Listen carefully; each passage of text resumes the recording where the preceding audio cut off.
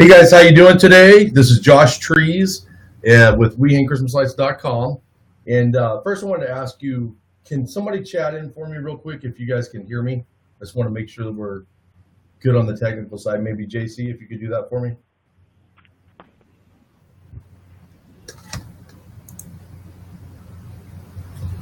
Or if not JC, anybody else that can just chat in and let me know that you guys can hear our audio settings right now. How about Mike? Can you hear us, Mike? Sterling?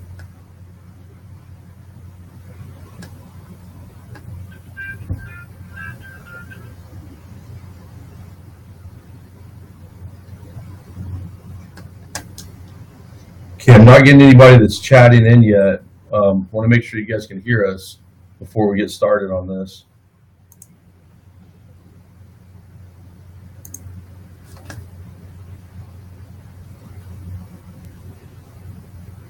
Okay, perfect. All right, so got confirmation on that, so we're good to go on that. So I'm excited to have you guys here today with our webcast. This is one that a lot of people have been asking about for a while, and something we've been talking about. It took me a little bit longer than I wanted to get this going, but it's we're going to be talking about commercial sales and marketing, and we're doing that with a company that I consider to be the best in the industry at that, and that's why they're our preferred vendor, our go-to company for helping us out on the commercial products and materials that we use for these larger installs for cities, municipalities, and that sort of thing. So thought today that we're going to have a few people from Deckerlight. As it turns out, I'm very happy that we have two. We've got the owner himself, which I only found out about 3 hours ago that we're going to be lucky enough to have him on with us. And then we've also got Nicole Cintron, who is the I'm gonna let them introduce themselves here in a second, but she's in the creative and art department. She's a manager over there for Deckerlight. So anyways, guys, appreciate you joining us for this. As far as the webinar goes, as far as questions go, what I want you guys to do on that is please chat those in, and we'll get to those as we're going along. If it's something that's going to be covered later in the webinar, then we won't answer it at that time, and then it'll get covered. And then some of the questions we might actually wait until the end to answer. And as always, this is being recorded right now, so it'll be available for you and your employees to listen to at a later time as well. So let's go ahead and get started here. So want to find out, can you guys tell me a little about your history in this industry, how long you've been with Deckerlight? Obviously, Jeff, you've been with it since day one, and then also where your role in the company is. And let's go ahead and start with you for that, Jeff. Okay, this is Jeff Lopez. I'm the president of Deckerlight, one of the founders. Been working now in the Christmas decor industry now for 30 years. It's my 30th year, so getting a little long in the tooth there. We've been around since 1987. First started installing lighting on residents, and so our first pitch was for $135. We will provide lights and installation on the first tier of your home back in 1987. But and since then we've gone out of residential, and we're strictly a commercial holiday decor firm. So we provide commercial holiday decor to malls, cities, shopping centers, and theme parks throughout the United States. We're located here in beautiful Santa Ana, California. So, yeah, about an hour away from me, right across the mountains, pretty much. Well, an hour away, I guess, depending on traffic. Could be as much as 3 hours. Yeah, exactly. So I'm Nicole Cintron, and I've been with Deckerlight decking the halls for 5 years now. And prior to Deckerlight, I was a designer and always a fan of Christmas, but I didn't come from the industry. But after my first season, I was blown away at the holiday magic that we were able to create, and I instantly fell in love with the company, everything we get to do. I consider myself very, very lucky. As creative manager, I get to work with the sales staff for presentations and pitches, and I also help manage the art department and all of the application shots that come out of there to help support sales, and also get to do some traveling and buying for the company, which is always really exciting. Great. No, great. Great to have both of you guys on here, and especially having that history of 30 years in the industry. I remember I started this business about 10 years after you did. about 20 years ago in '97, and I definitely remember those days of going out. And I think we were our first year we were quoting jobs, a lower roof line probably for $100. I mean, just shooting ourselves in the foot, living lights and everything. And then it was like, we started putting up these signs, and we had tons and tons of calls. And then, learning things the hard way, it got to where the calls all turned into service calls, and we were afraid to answer the phone because, of course, we're dealing with incandescent lights, and probably like yourself, we're 21, 22-year-old guys out there not really knowing what we're doing, but learned it the hard way as you did, and just certainly, a pleasure to talk with you. And as you know, I look up to Deckerlight and your company and just what you guys built. So with that being said, can you tell me a little bit about Deckerlight itself? How long have you been in business? I know the fact you said you started out doing residential. What % of the market share that you guys think you have now as compared to the, I can think of maybe a handful of competitors that you guys have out there. And then I know that you offer installations and product sales, but just kind of give me a little bit of an overview so that we can give these guys a little bit more insight into what Deckerlight's all about, from not just an installation side, but even more of that product development side, which I know you're moving more in that direction to really help these guys to get out across the country and install products that you guys have. Sure. Well, I wish I had a company as a mentor like we hang Christmas lights when I started. Unfortunately, it was really the beginning of our industry. In the 80s, there really wasn't any signs to put up Christmas lights for residents, and we were kind of the groundbreakers in that industry, at least out here in Southern California. So everywhere, pretty much.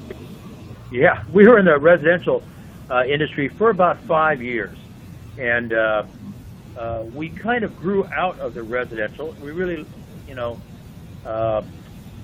learned a lot about lighting, learned a lot about customer service in the lighting industry, and how systematic it needs to be built in providing lighting for residents. And we took that knowledge, and we really found out that it's just as easy to deal with one Mr. Smith that owns a shopping center as it is to one Mr. Smith that owns a home, but the shopping center is about 10 times the revenue. So we've really taken our company since the mid-90s solely towards commercial applications. And so we provided services for a long time until the early 2000s, where we started bringing in product and variety of product from abroad. Most of the probably 99% of all lighting in holiday decor comes from China, right. But we bring product in from, Eastern Europe, the Philippines, Vietnam, all the different locations where manufacturing of holiday decor, unique holiday decor, takes place. So we decided that we would build a product line that would be interesting to our cities, our shopping centers, and theme parks. One that we kind of cater to exterior. We do have some interior, big interior projects, but majority of our line is weighted towards exterior use, where UV inhibitors, where snow, sun, rain, the weather elements are crucial and need to be built into the quality of the product and the durability of the product. So that's what we provide our customers, and along with a distribution network of companies like yourself. Okay, perfect. Yeah, and going back to like the residential, I mean, that's how a lot of our guys start, and that's a big part of our training program, because it's just it's a good fit for their business. As you and I were talking about a little bit before we went live with this, it is a very difficult standalone business for somebody that just jumps in and does not already have that crew going and that sales staff with a year-round business. But I'll tell you, once you start getting a taste of that commercial business, there's no turning back. I mean, it's just, I see one of our guys on here that just joined us from Houston. I've met him out there before. Talking about a great market for this. I mean, it's just such a huge market, and the profit potential is just not even tenfold. I mean, it's 100-fold what it is with residential. And honestly, I got to where I just really dislike doing residential because of the fact, you do a commercial job and like you said, it's, 10, 15, 20 times the revenue. And also you don't have the homeowner, breathing down your neck the whole time. It's like you kind of got a freedom to get out there. You're working at night. Not that you're, not doing a good job to where you can't have somebody watching over your shoulder, but obviously it's a whole different animal. And that's why I'm really trying to promote these guys, to doing this commercial. One question I have for you, I know that you guys source stuff from all over. Do you guys go to the big show out in Germany, which I've heard that's like the biggest Christmas show? You get a lot of great ideas, a lot of good products from across the country there. Yeah, so we do go to that, and it's called Christmas World, and it's in Germany, and they have a bunch of different vendors from all over the world, all kinds of manufacturers, and we go and get inspired and meet with vendors and manufacturers and look for unique one-off pieces that we can bring back for some of our premier customers, and also products that are trend-worthy that would sell really well from our catalog. So it's worthy, and we send a lot of people. I've gotten to go a couple times, which is really exciting, and it's Christmas on steroids. It's kind of a whole different ball game over there at European Christmas. So it's nice to be able to compare. Yeah, and I'm sitting here, I just pulled your catalog out, and I'm just flipping through it, and that's something we'll get into a little bit more, talking about this catalog. But I mean, it's almost 180 pages. Well, actually, with the additions that you guys have this year, I'm looking at 2016. It's probably more than 180 pages if I had to guess. But there's literally just about every decoration you could possibly think of that you're going to need for a mall, including a lot of the interior stuff. I mean, I know that Jeff said that you guys do mostly the focus is on exterior, focus of the company, but there seems to be a lot of interior stuff as well. So if these guys are looking to do something for the inside of a mall, even I know you guys did a show not too long ago, which was strictly based on interior, like storefronts, like Old Navy's and places like that. So definitely a good amount of that in there as well. And I don't really think I've seen another company that has the, quite the different variety of products that you guys have. And that's really, among a few other things, one of the main reasons that we guys pick you guys as our preferred vendor. So I wanted to ask you, Jeff, on this, what do you think, who do you think are the best candidates to target for the commercial installations? Since you've been doing this for the last 25 years, I'm considering you an expert on this because you had to kind of determine that. But who do you think really these guys should be targeting when they're out there trying to generate this commercial business? Well, that's a great question. We have 6 full-time sales staff that are contacting potential customers. We also have a telemarketing department that's calling customers. We're pretty weighted where we are. Mostly our market is in California, where I know that you're talking about Houston and some other markets around the country. We contact, we start with property managers. It's our hope that we can get to the decision makers that, might be the developer or the owner of a property. More often than not, it's difficult to contact the owner of a shopping center. But we try to start with the property manager. Usually that property manager is going to funnel that information and take our presentation, take our catalog, marketing materials to the owner to show them what their property can become. Theme parks, we're looking at theme parks, which theme parks are, very heavy out here in California, not so much in the rest of the country, but water parks, theme parks, there we're looking for facility managers. Usually they start the process. Cities, it's either going to be the city manager or the facility manager.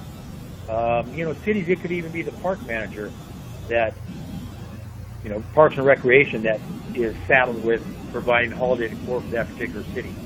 But those types of individuals, those titles are what we're looking for to present a meet and greet, and then hopefully we'll be able to chance to present artwork and decor for them to consider.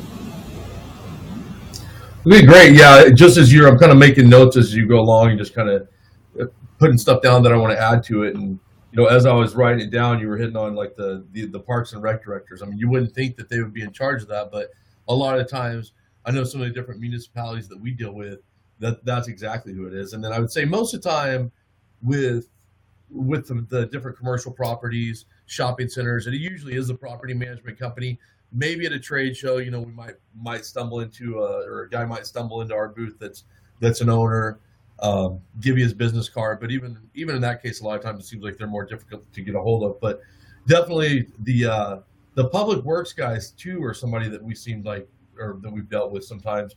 For us in the municipalities, it always seems like it's either the parks and rec directors or the public works people. But when do you think, ideally, it looks, are we coming up on a good time of year to start to target these guys? I mean, is it too late in the season? Is there still a good amount of time? And when do you think is the best time of year to really start hammering it with these guys? Well, now is when you want to, lay the groundwork.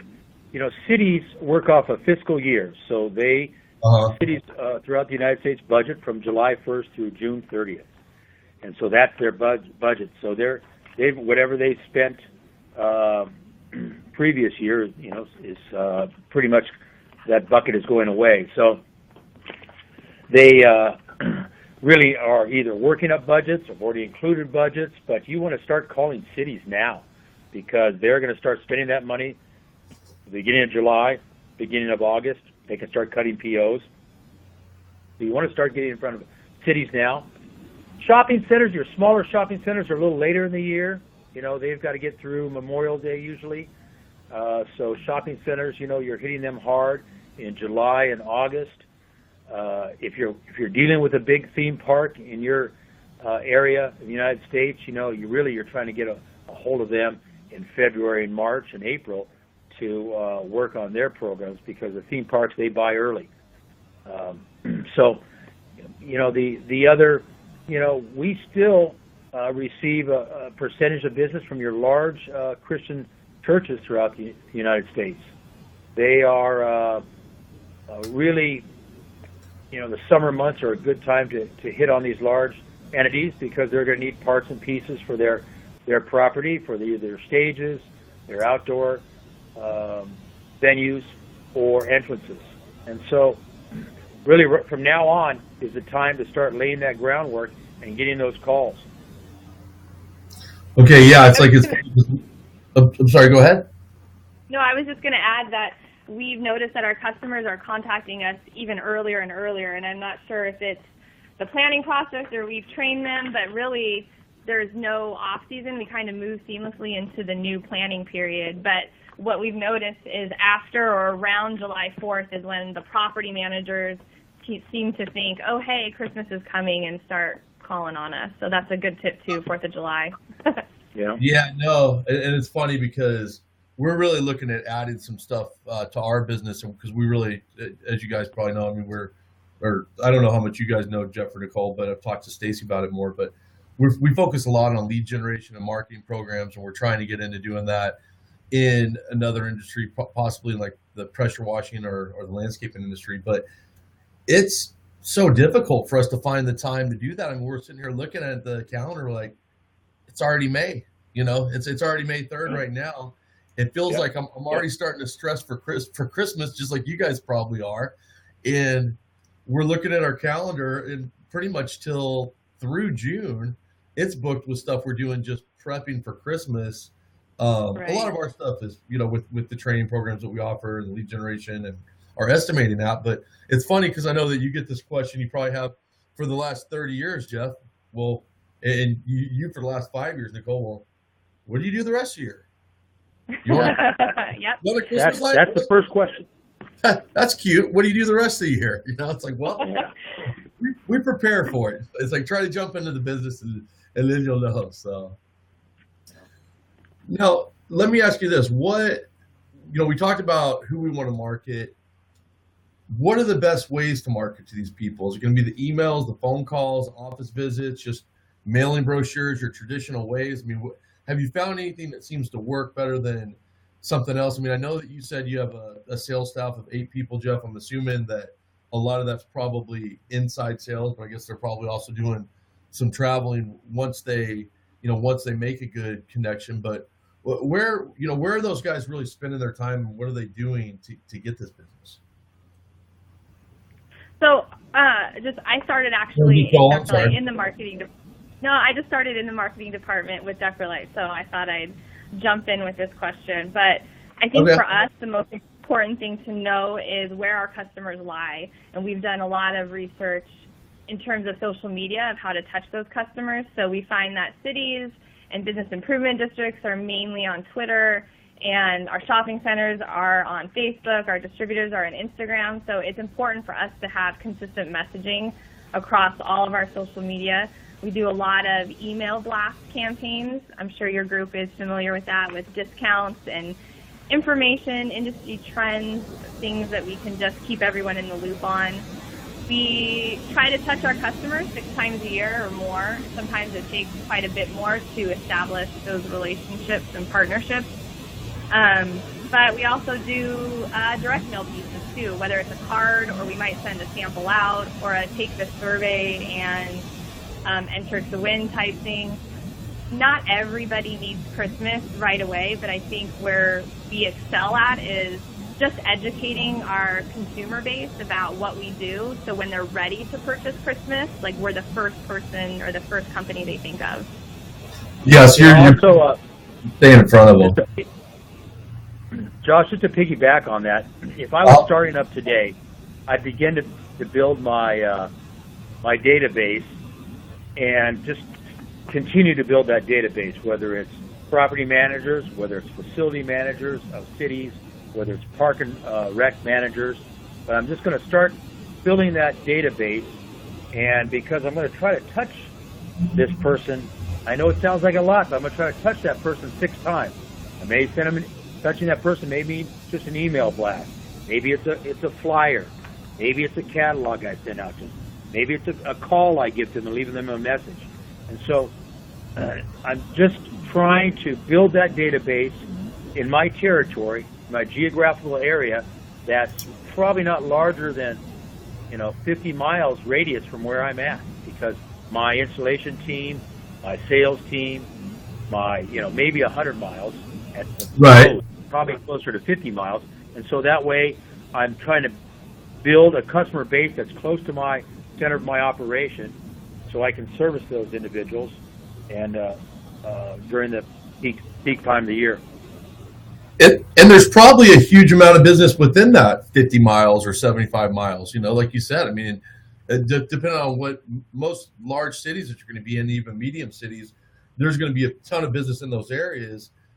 Another question I would have, and I pretty much, know the answer to it. I just want to kind of see if you're in agreement, but getting those initial contacts, is that, like, for us, we typically make a phone call, try to talk to the receptionist, whoever it is, try to get that information of who the person is that handles that. Sometimes we have lists available, like with these different property managers, whether that's through the ICSC, although a lot of times these directories have completely the wrong person named. So is it really, to get that initial contact that you're going to touch those 6 times, you really kind of first got to reach out and verify that you're getting that information to the right person, don't you? I agree. Okay. The tough part about building that list, it's a lot of phone work. It's a lot of phone work because right, especially in the real estate industry nowadays, properties change hands so fast in these in large developments that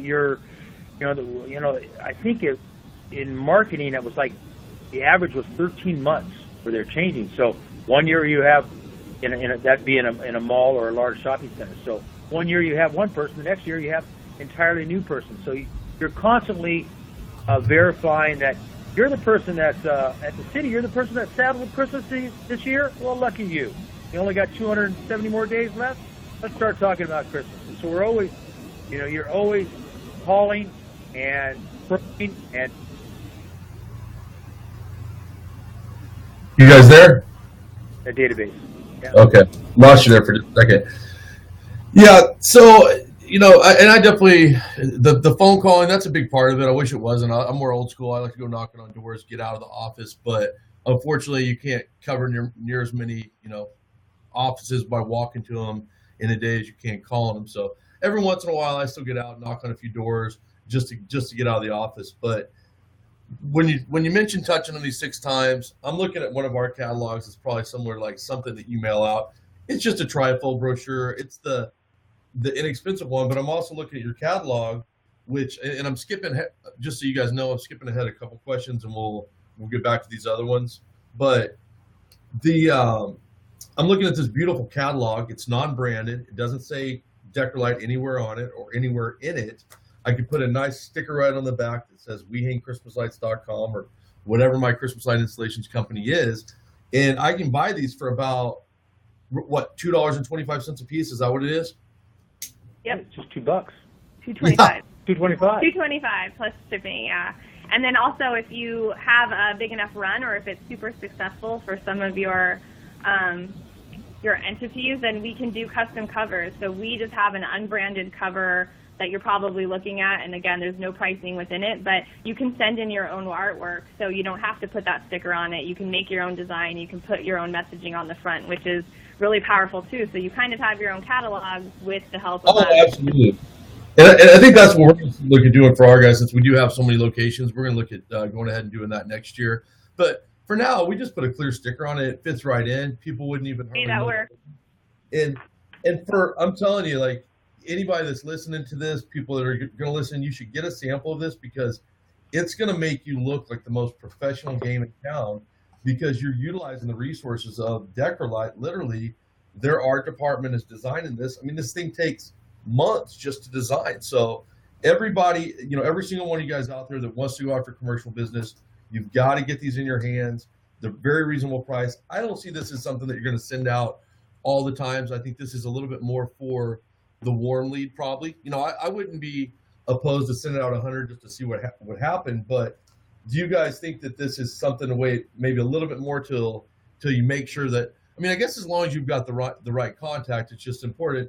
Even if you're sending something out that's only costing you, by the time you got postage and everything else, $3 or $4, you still want to have that proper contact. But the catalog, got to give you guys the props on that. It's a beautiful catalog, and I think that when people, when we were back in the days, 17, 18, 16, 17, 18, 19, 20 years ago, when we were still operating out of storage units, probably by the third year, we actually had a warehouse and had a shop. But, we knew even if you're working out of a garage or a storage unit, you want to project that image that you're this big company. And that's exactly what you can do with this kind of stuff. So thank you for the compliments on the catalog. And I think what we would actually like to do is send everybody just one as a sample, so you guys can everybody can get one and see and touch and feel it and use that, and then hopefully it leads to something bigger next year. But just to dovetail off what you said about bringing it to meetings, not only does it make you look like an expert, but it also gets your customer talking about their vision and what they need, because sometimes they're very tight-lipped and you may know what they need, but we just want to make sure everybody's on the same page. You don't want to spin your wheels, go off in a wrong direction. So this way, with the catalog in hand, everybody who picks it up flips through it and immediately points out what they like, what they're thinking of, what they don't like, what will work well, what they've done in the past. So it's a way to get your customers talking as well without sitting down and asking those boring questions like off of a script. It's just a normal conversation. So it has so many uses, but thank you for the compliments. We work really hard on it.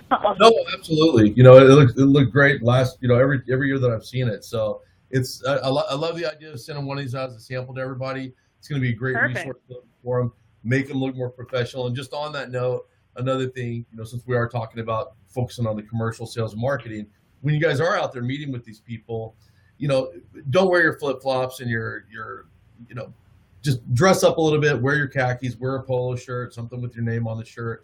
It's important when you're going after these big fish, these big clients. Professionalism goes a long way, and you've got to have your A game on with this kind of stuff. So this is just another tool that's going to help you look very, very professional.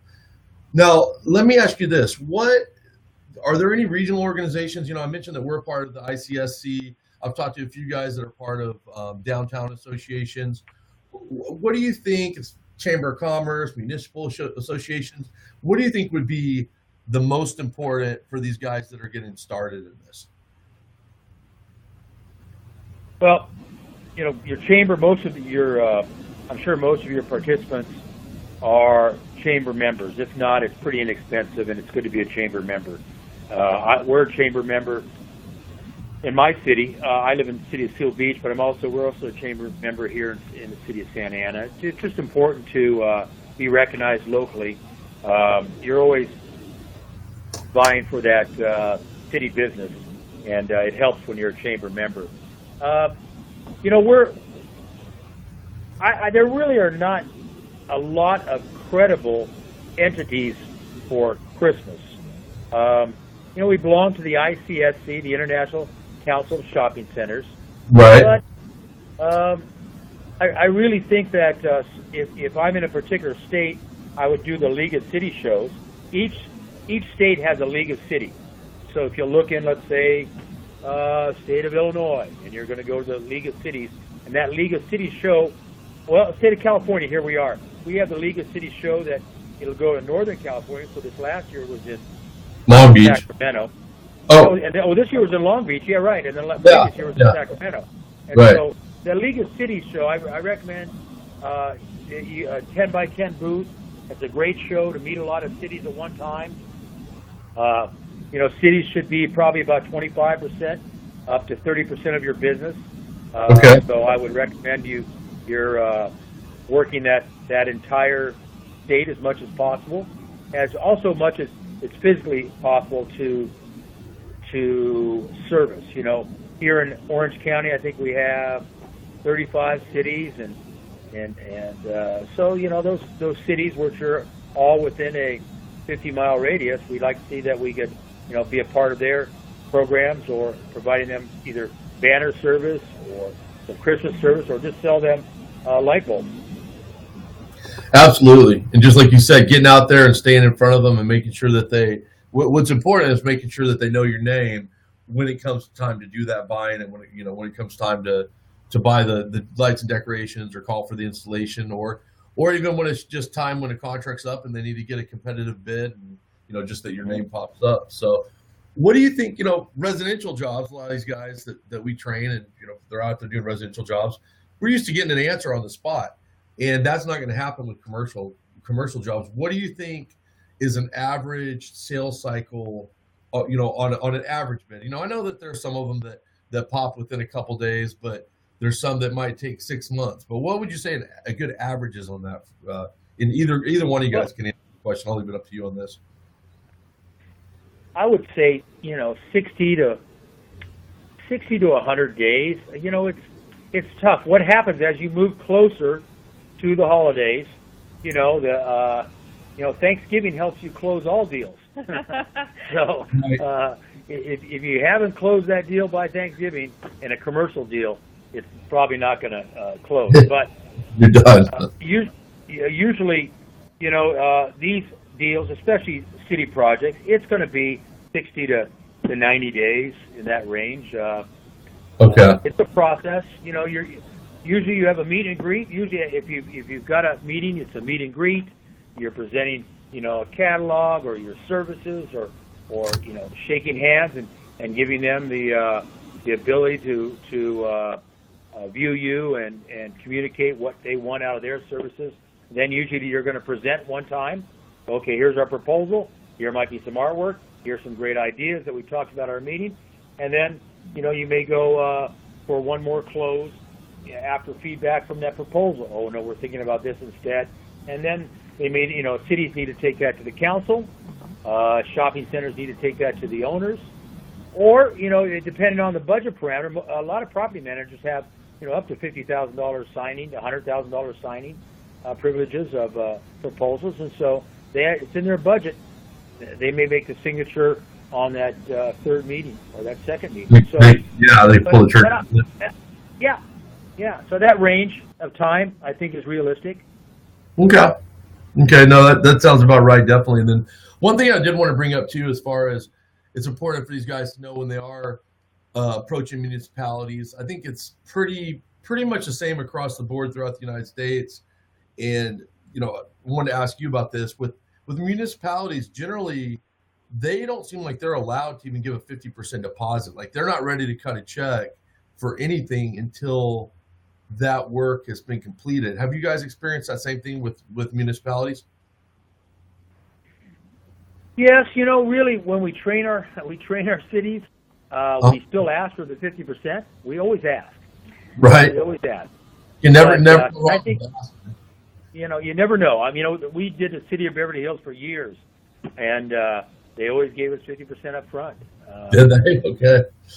All right. You've got to ask, but more often than not, they're going to give you a PO, and that PO is it's golden. I think we've only had a handful of cities ever go BK in California. Right. So I don't know other states, but it's a rarity.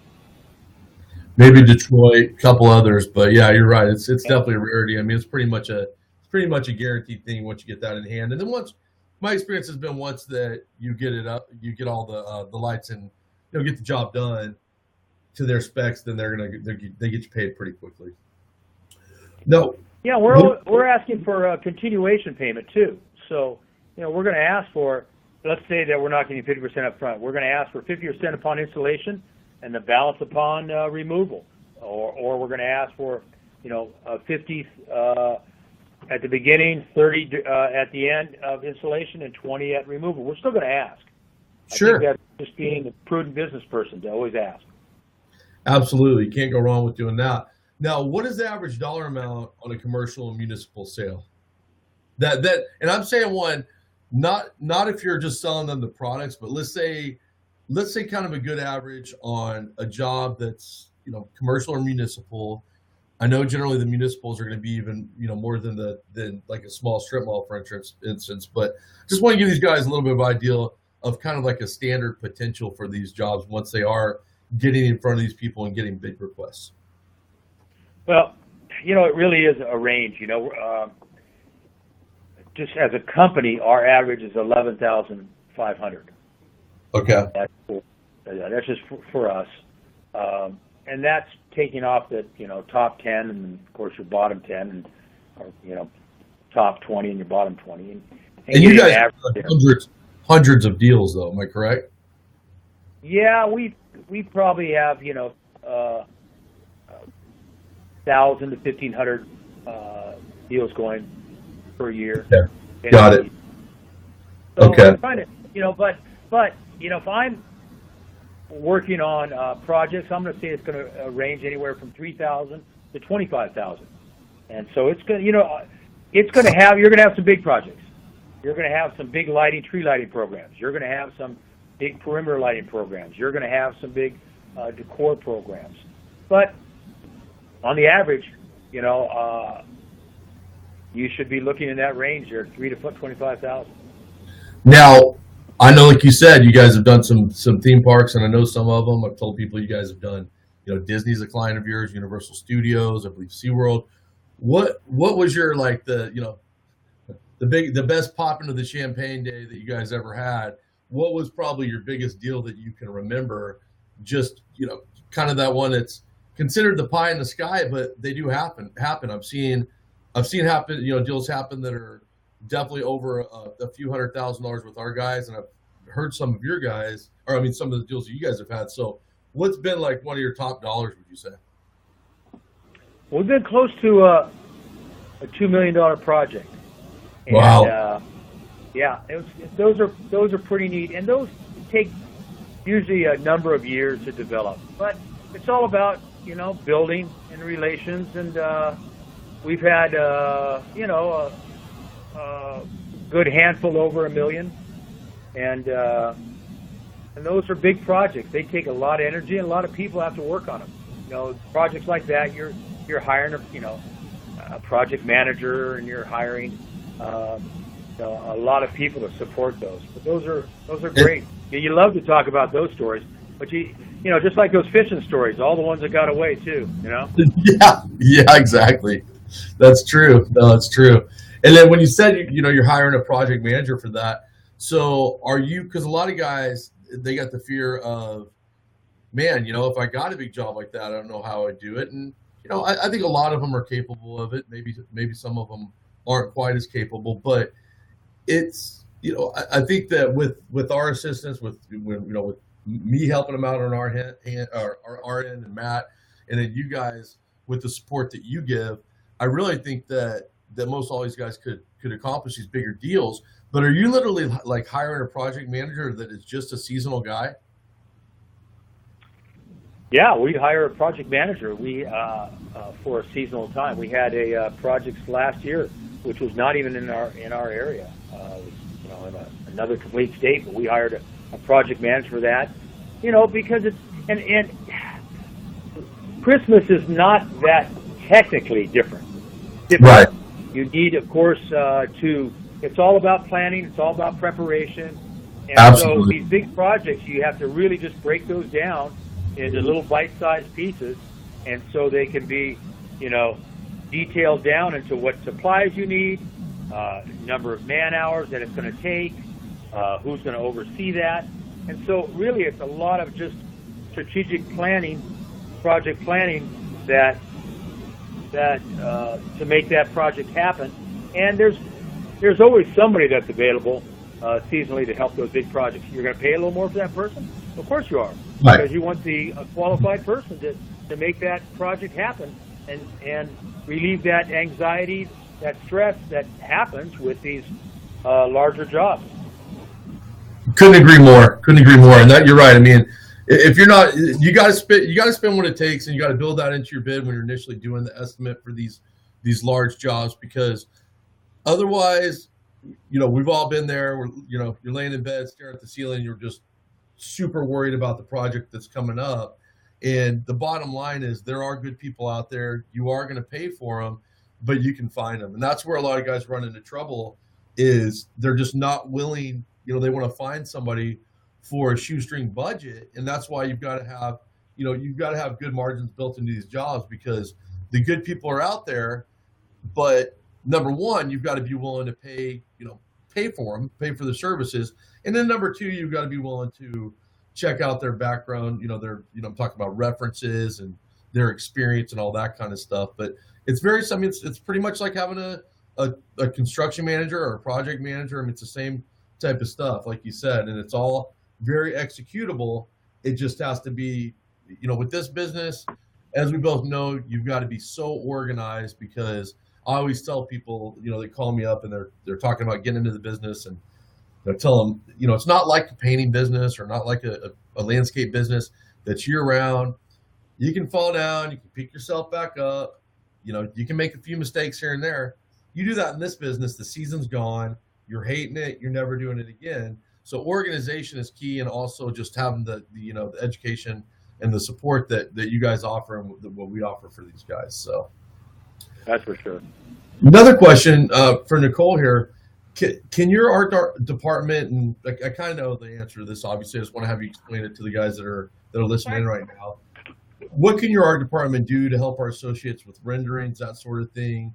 And what is the lead time that we should expect on these? And will that vary according to the time of the year? I mean, I think it probably would, but I just want to get that Right. in.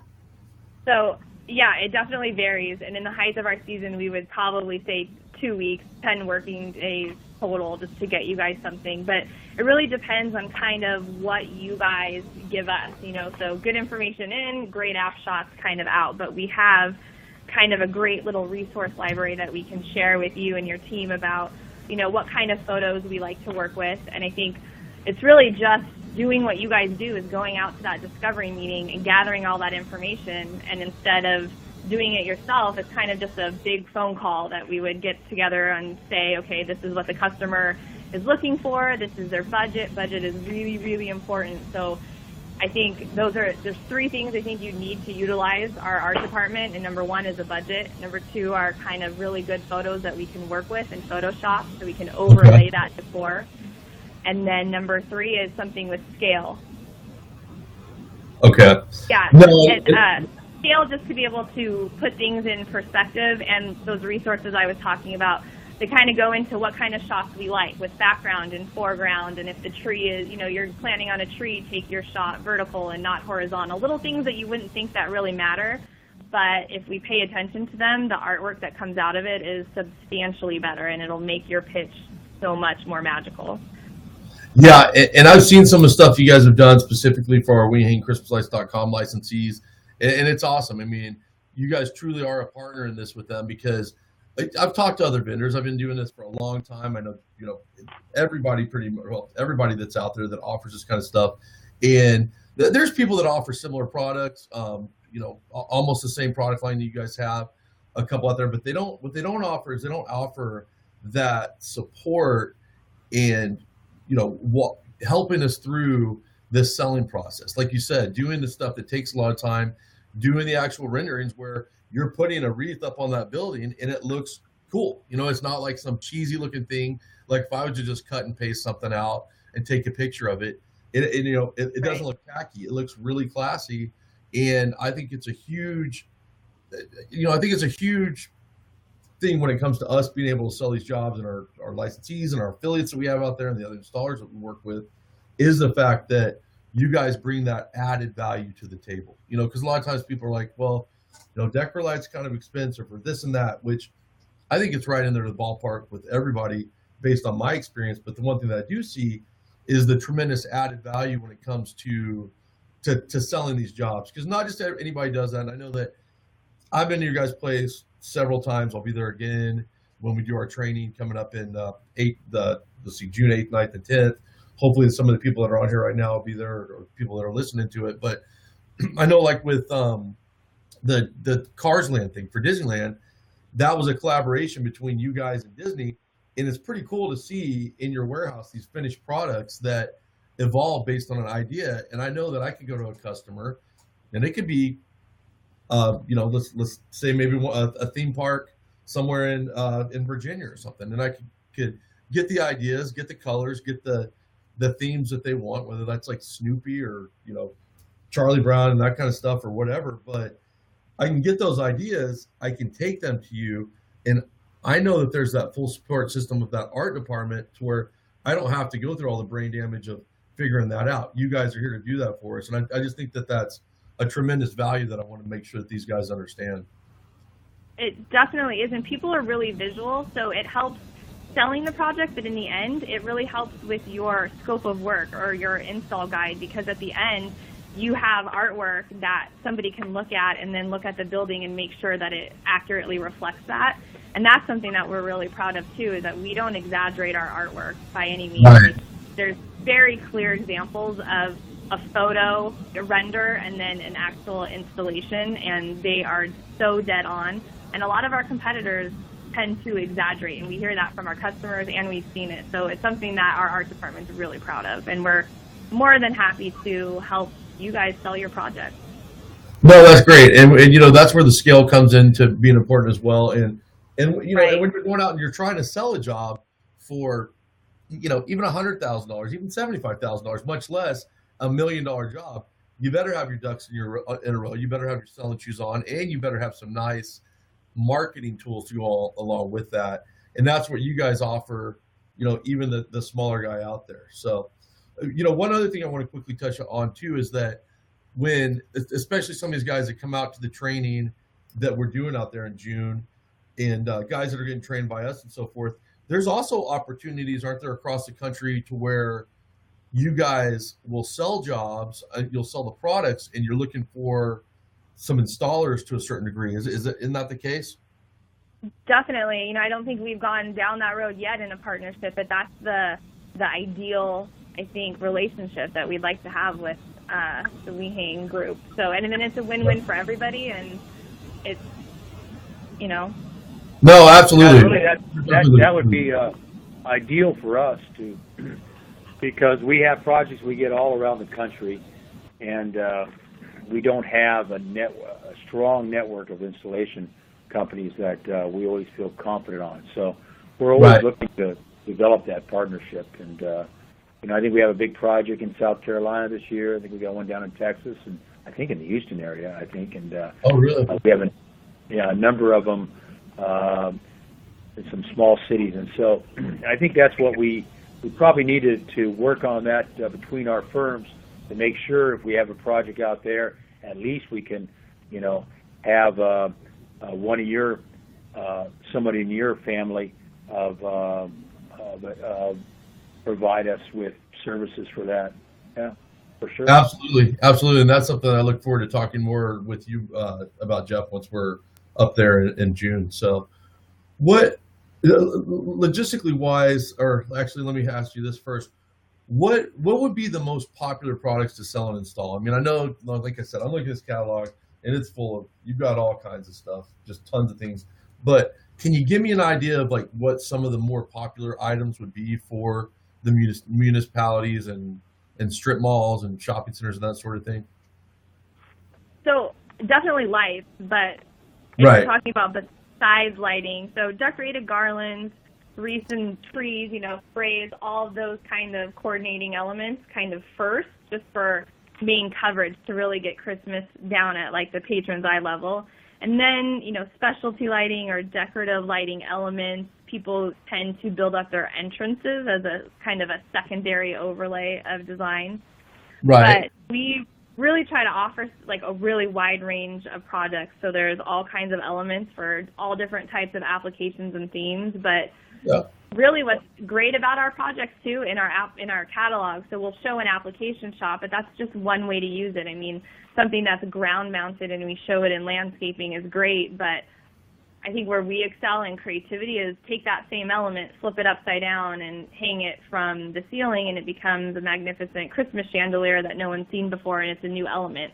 So using the same elements, we can really create some cool custom pieces, but they're not quite so custom, which everyone Right. really likes, if that Do makes you- sense. Do you have a lot of people? No, it absolutely makes sense. And I always tell people when I'm training them, you're going to have a certain percentage of the people, and this is predominantly like when I'm really focused on training on the residential side of things, that these residential customers, a certain percentage of them are going to have no idea what they want, not even color wise. They say, I have no idea what I want. That just give me some different options. And then there's let's say it's maybe 25% like that, and 25% know exactly what they want. And then 50% of the people are kind of like, well, no, I know I like the old-fashioned looking multicolor lights, or I don't like that. I want to stay away from that. I want to stick with something elegant and traditional. Is it kind of the same with commercial, where you're going to get those three categories, and would the most of it kind of fall into where they've got a little bit of ideas on their own and some different themes in mind, but they're really looking for your direction on kind of like how to turn that into the reality for them? Right. So I think it transfers over almost seamlessly to commercial. It's kind of the same categories. But like I said, having the catalog in hand is a great tool to get them talking.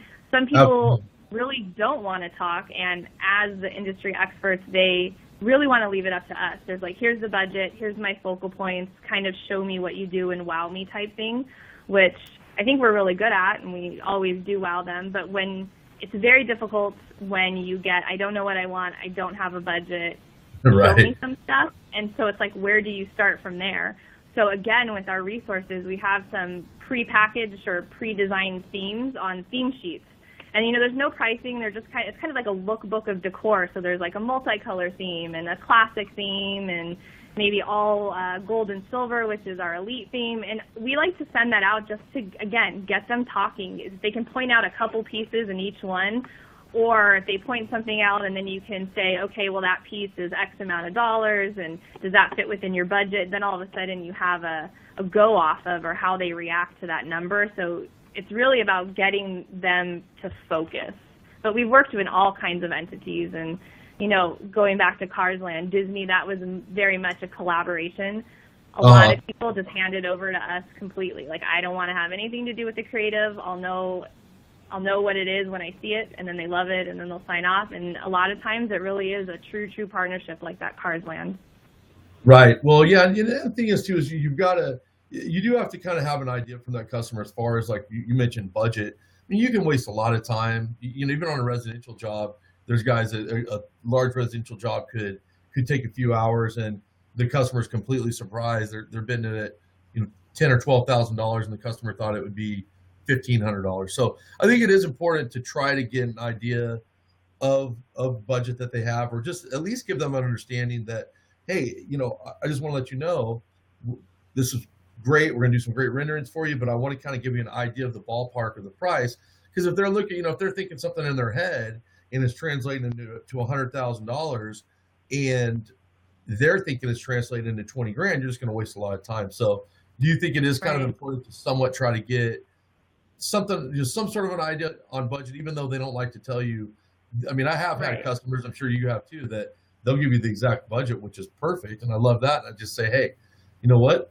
Give me your budget. Let's make it easier on both of ourselves. And then I'm going to tell you what I can do within that budget. And you just kind of judge, is it up to par for that? But I just think that they should really try to press a little bit to get an idea, especially as they're getting more and more commercial jobs coming in, just because they are time consuming.